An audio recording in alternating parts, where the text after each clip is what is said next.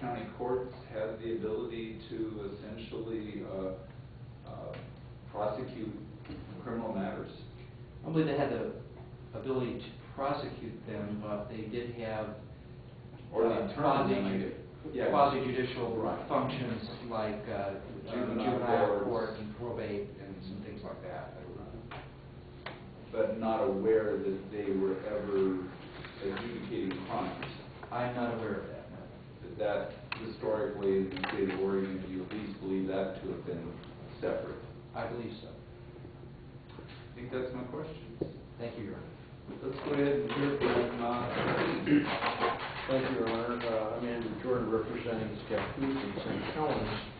I've not been asked by other cities in the county to represent them, although much of what I have to say, I'm sure, applies to them as well, with the possible exception of the justice court jurisdiction issue. Clearly, St. Helens and Scappoose have municipal courts, and we raised that issue in our memorandum.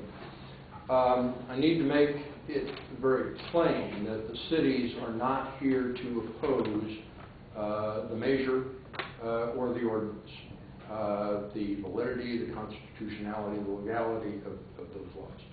Others are here to explain that. We do not do that. As a matter of fact, I think that... So you're saying your position is you just need to know whether or not this is something that you need to concern yourself with. Cities have something of a predicament here, which we need to resolve, and that is the question of applicability within cities. That question of applicability is raised because of ORS 203-040, which says that in order for a county law to apply in a city, it must have been consented to by either the city council or the voters of the city. Now, in this case, we have two things. We have a measure and an ordinance. The measure, neither the measure or the ordinance was consented to by the city council of either city. The measure was approved by the voters in each of the cities. So the question under the statute is whether that vote on the ballot measure constitutes consent under that statute. And we raised the question to the court whether that is sufficient under that statute, that vote is sufficient under that statute, or whether the voters would need under the statute to be confronted with a specific measure regarding the applicability of that measure in the city. Now let me address the statute very quickly. That statute is there obviously to address the sensitivity, I think, of governments, which local governments, which understandably do not look kindly upon other local governments being able to legislate within their jurisdiction. So that statute, I think, probably creates something of a presumption against applicability without some specific recognition by the voters that that's what they're doing. They're consenting to applicability. So that then leads you, I think, to looking at the ballot measure itself and asking yourself whether that ballot measure, which says nothing about applicability, is sufficient under the statute to create that kind of consent. Now, the problem, the predicament, of course, that the city has is that assuming that the measure applies in cities because of the vote, assuming that that constituted consent, clearly the ordinance that the county adopted does not. That neither had council consent or voter consent. Now I'm going to come back to that. I'm going to come back to that issue because it's not quite as clear as I just said. But let's assume for the moment that that's clear. What we have then in the cities is the measure applying in cities, but not the ordinance. So all the flaws, assuming that there are flaws in the measure, which the county tried to clean up in their ordinance, will not apply in cities. The other argument, which I think confuses the issue, is one, I think, could argue that the measure applies in cities. The ordinance, all it did was amend the measure. So the amended measure applies within cities. I think you could make that argument. The problem with that argument is that if you carry it out to its logical extreme, it creates all kinds of very serious problems. The county could amend an otherwise applicable measure by saying that the city forfeits all its tax revenues if it violates the ordinance. Well, it breaks down at the end.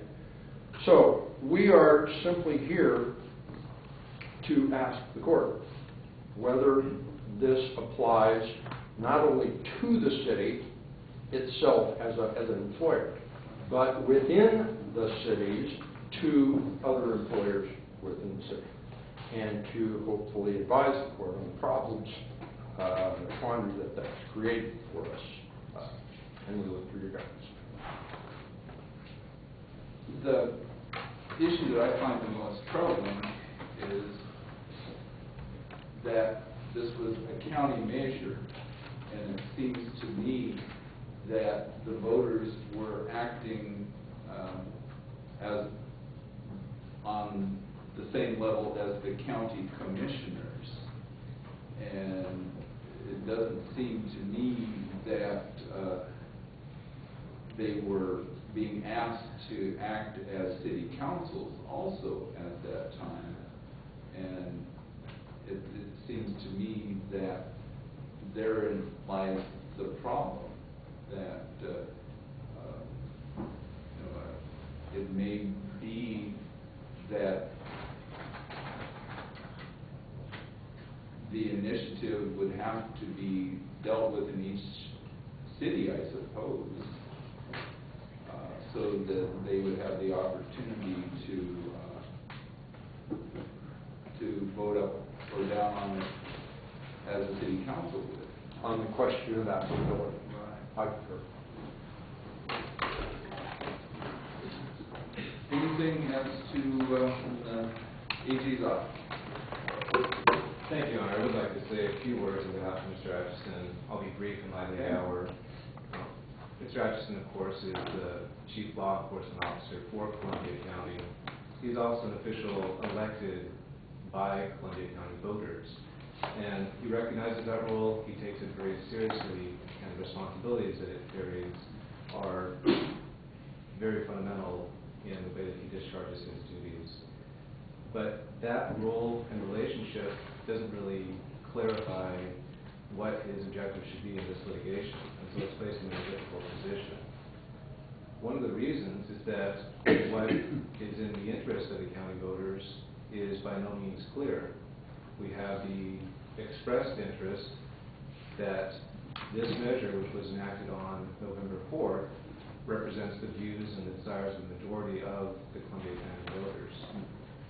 We have a contrary view, which is represented in part by the plaintiffs in their representative capacity, that this is not an appropriate measure, and quite frankly, plaintiffs raised some legitimate questions about the validity of this measure and the way in which it might be enforced.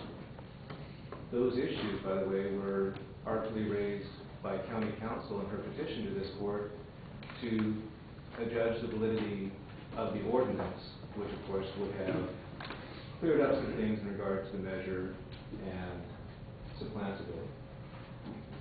There's a potentially third view, and that is the view of the county itself. It's expressed through County Council, through the position of the Board of Commissioners and the commissioners themselves, and that view is